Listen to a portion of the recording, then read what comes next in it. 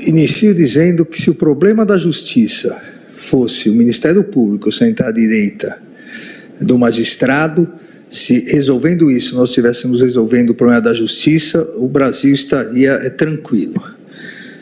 Nós temos aqui questões, eu diria, muito mais relevantes a analisar. Agora, essa posição do Ministério Público ao lado do magistrado, ela deve ser analisada num contexto institucional das garantias, prerrogativas e funções do Ministério Público. Porque senão, como vem a ação pedindo a inconstitucionalidade de dois dispositivos, um do Estatuto do Ministério Público da União, a Lei Complementar 75, são prerrogativas do Ministério Público da União sentar-se no mesmo plano imediatamente à direita dos juízes singulares ou presidentes dos órgãos judiciários, e da Lei Orgânica Nacional dos Ministérios Públicos Estaduais, a Lei 8.625, de 93, que prevê a mesma coisa. Analisado assim, somente os dois dispositivos legais, parece que foi algo que caiu, de repente, do céu. Alguém pensou, onde que vai sentar um membro do Ministério Público? E, a partir disso, disciplinou. Nós temos que entender aqui o histórico e o status constitucional do Ministério Público. A eminente ministra Carmen Lúcia, e eu não vou ser redundante, fez todo o histórico das previsões constitucionais do Ministério Público. Eu salientaria, só para não ser repetitivo, que nesse Supremo Tribunal Federal, essa posição do Procurador-Geral da República sentar à direita do presidente do Supremo Tribunal Federal, ela se deu porque, pela Constituição de 1891, o Procurador-Geral da República era um dos membros do Supremo Tribunal Federal. Tamanho o status institucional, não pessoal, institucional do Ministério Público, desde a primeira Constituição republicana, que a própria Constituição previa a escolha dentre os membros do Supremo Tribunal Federal, e passou a sentar no mesmo plano à direita, no mesmo plano dos magistrados do Supremo, em plano inferior ao presidente, mas à direita do presidente ou da presidente do Supremo Tribunal Federal. Isso em 1891. O Ministério Público Brasileiro de hoje, o Ministério Público Brasileiro de 1988, é muito maior institucionalmente que o Ministério Público de 1891, cuja previsão constitucional constava em um único artigo, exatamente na previsão da escolha do Procurador-Geral da República. O Ministério Público brasileiro não tem comparação, ou não encontra paradigma em nenhum Ministério Público mundial. Nós não podemos comparar o Ministério Público brasileiro com o Ministério Público norte-americano, como salientou o eminente ministro Cássio. O Ministério Público brasileiro, a evolução do Ministério Público brasileiro vem a partir, obviamente, da ação penal, que não era exclusiva do Ministério Público até 1988, mas vem a partir disso, tanto que no Código de Processo Criminal de 1932, foi a primeira previsão do Ministério Público brasileiro, chamando o membro do Ministério Público como promotor da ação penal. Mas a evolução do Ministério Público foi cada vez maior como fiscal da lei. O Ministério Público, até 1988, além da questão criminal, que, insisto, não era privativo do Ministério Público, a ação penal pública, a iniciativa para a ação penal pública, o Ministério Público foi se firmando enquanto instituição em vários setores, seja como autor, seja como fiscal da lei, em todas, quase todas as ações, porque até 1988 o Ministério Público falava em tudo. Acidente do trabalho, o Ministério Público atuava como fiscal da lei. Todos os mandados de segurança, mesmo direitos individuais, o Ministério Público atuava. E assim cresceu a instituição do Ministério Público. Esse reconhecimento a esse crescimento institucional do Ministério Público veio pela Constituição de 1988, que expressamente no artigo 127 previu: o Ministério Público é a instituição permanente, essencial à função jurisdicional do Estado, incumbindo-lhe a defesa da ordem jurídica, do regime democrático e dos interesses sociais individuais indisponíveis. Por mais importante que sejam as demais instituições, os demais órgãos, o Ministério Público não é melhor ou pior que nenhuma instituição, nenhum órgão. O Ministério Público é diferenciado constitucionalmente. O Ministério Público teve esse reconhecimento da Constituição de 1988, que no artigo 129, inciso 1º, deu ao Ministério Público o que só os poderes de Estado têm: um ato de soberania estatal.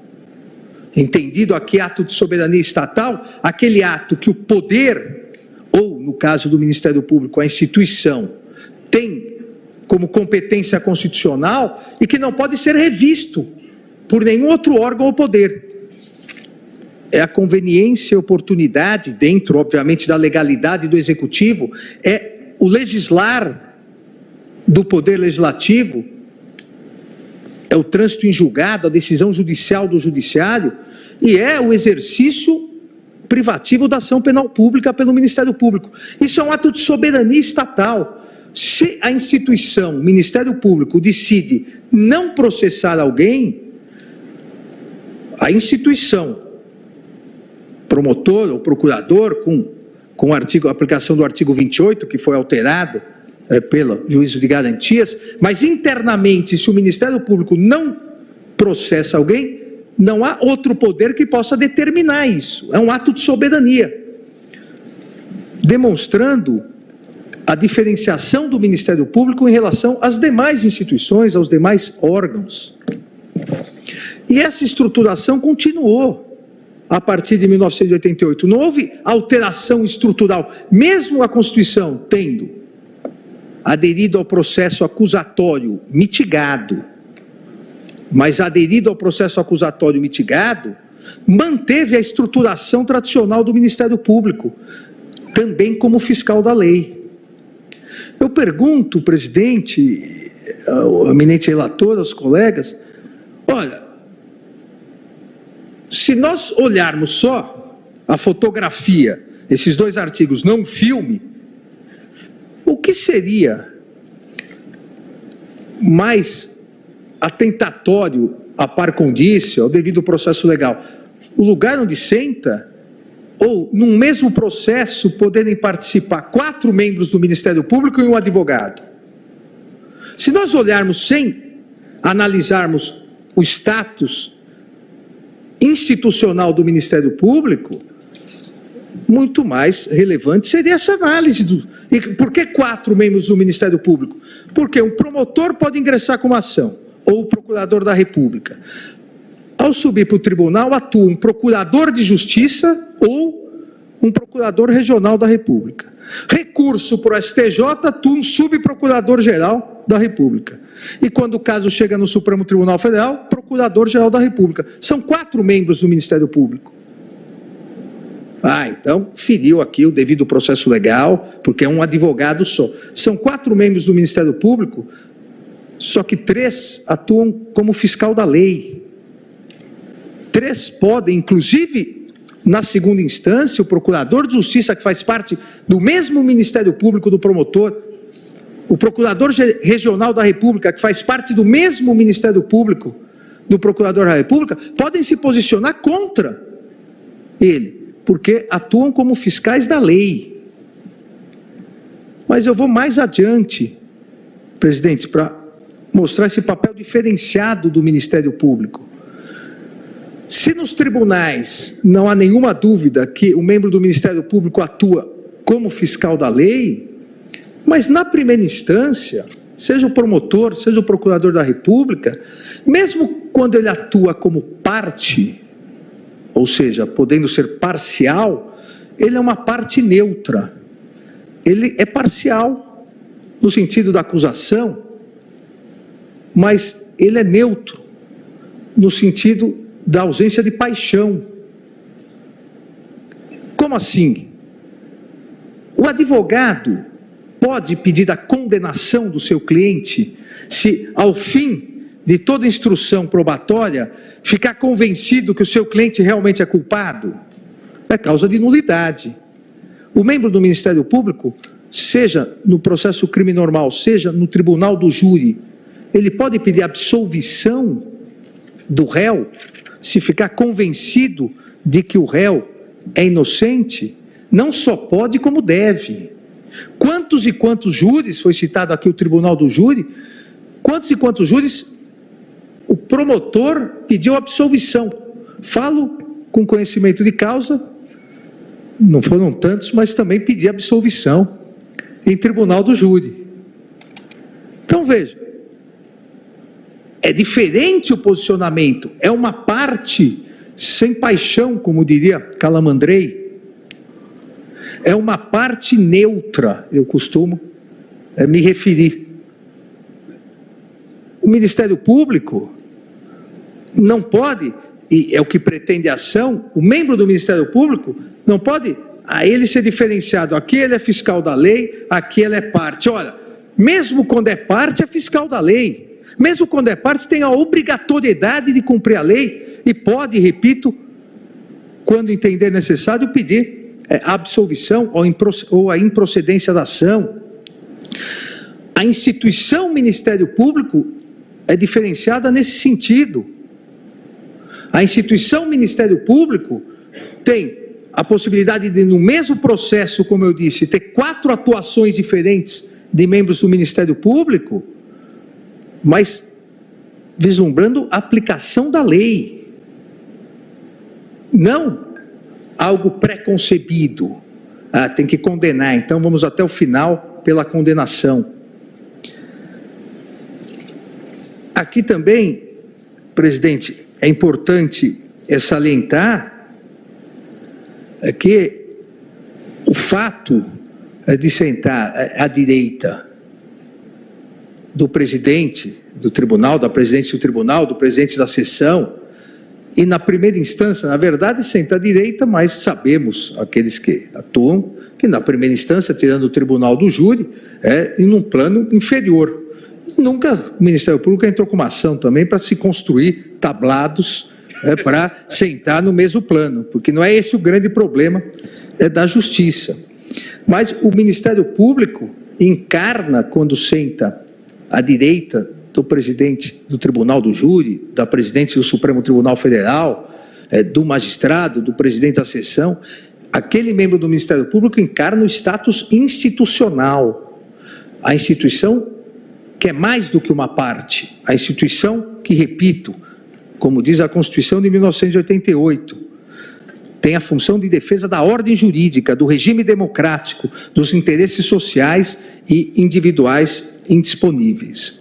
Não vejo, presidente, inconstitucionalidade alguma nessa previsão. Essa previsão está de acordo com o status constitucional do Ministério Público. Mas poderia uma outra previsão? Sim, desde que não ferisse o status constitucional do Ministério Público, mas essa previsão específica está de acordo com o status institucional. Não se trata de uma vaidade pessoal daquele promotor, daquela promotora, daquele procurador, daquela procuradora, mas sim uma deferência legislativa do Congresso Nacional à importância institucional do Ministério Público, que além de todas essas funções, é a única instituição que tem exatamente, nem mais nem menos, exatamente as mesmas garantias de imparcialidade e liberdade do magistrado. A única diferenciação que ocorria em relação à atividade político-eleitoral, a emenda constitucional 45, em boa hora, encerrou.